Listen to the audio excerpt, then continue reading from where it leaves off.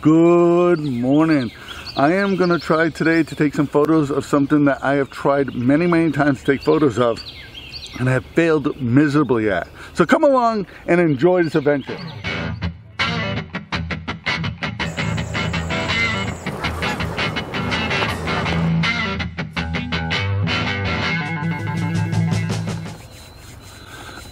So today I'm going to try and photograph the dogwood plant.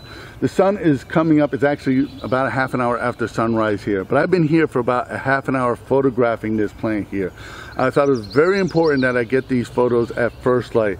And the dogwood plant is a plant that grows between they start producing flowers between 9 to 15 feet tall.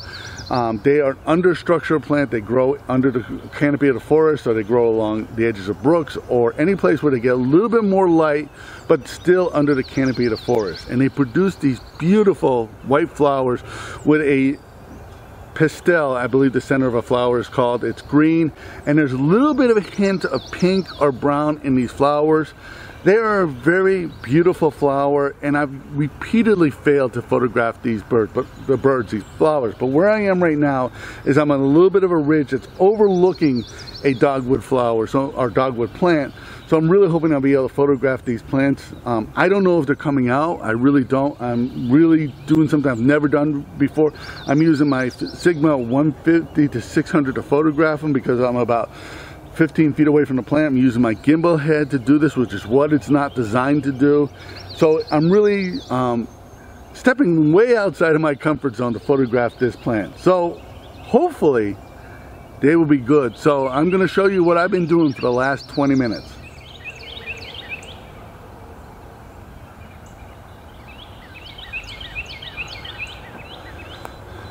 So let me tell you how I'm setting up my equipment here. I'm using my gimbal head to support my camera and big lens because my ball head just didn't do it. The gimbal head is not designed for this kind of photography. Unlike a ball head, when you lock down a ball head, it stays where it is. The gimbal head has gears that are inside there. So when you lock it in, it moves a little bit to have it in a lock-in position. The same thing with the top part isn't as bad.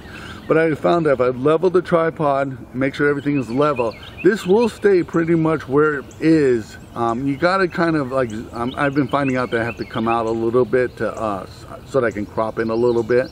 But overall, I'm thinking this will work out. It is not as precise as using a ball head, but I'm very excited that I'm using this equipment to do this because I'm pushing myself outside my comfort zone, and we'll see what happens here.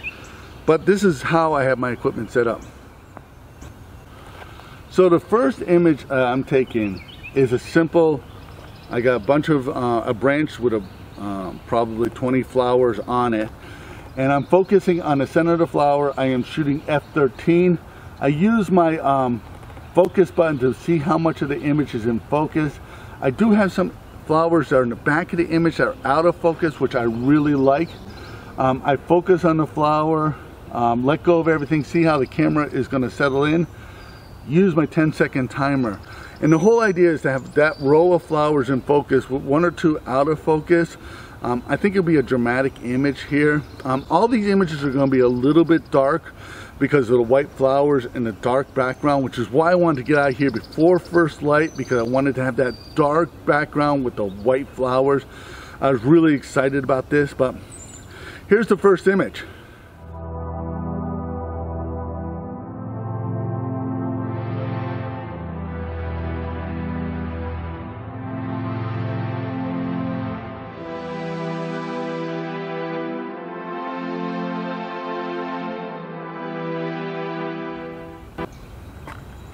I just want to talk about my settings a little bit. All these images I'm shooting at f13, I'm shooting at ISO 320, and I'm taking all these images at about 1/5 of a second.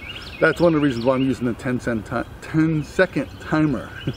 But this next image I'm taking is there are two flowers on the plant, and I don't know if I'm going to crop out the further flower. I'm not sure how I'm going to do this flower, but I want this dramatic image of this white flower with this green pestle, the center of the flower, and these couple of little leaves in focus, and then everything else out of focus. And it's a very simple picture. I want all this negative space around this image. You know, I kind of struggle with these kinds of images because when I get them on the computer, I have tough time with them. I know how important it is to have a lot of negative space, but I have a lot of trouble liking these images here. So I'm trying to find my own style that I'm trying to come up with, but it's very, very difficult. I'm hoping that you like this photo. Here it is.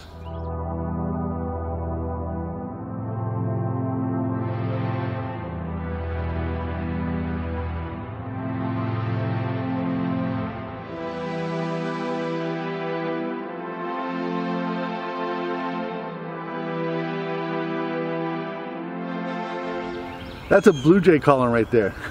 They're trying to imitate a red-shouldered hawk. They don't quite do it right. Don't tell them. But anyways, I really had a good time out here. I'm hoping these images came out good. You already know if they did. I want to thank you for watching. If you got anything out of this video, please give it a thumbs up. Please subscribe to the channel because that really helps us in the YouTube world. Become a Patreon supporter. Your support allows us to keep doing this. My name is Leahy. I want to thank you for watching.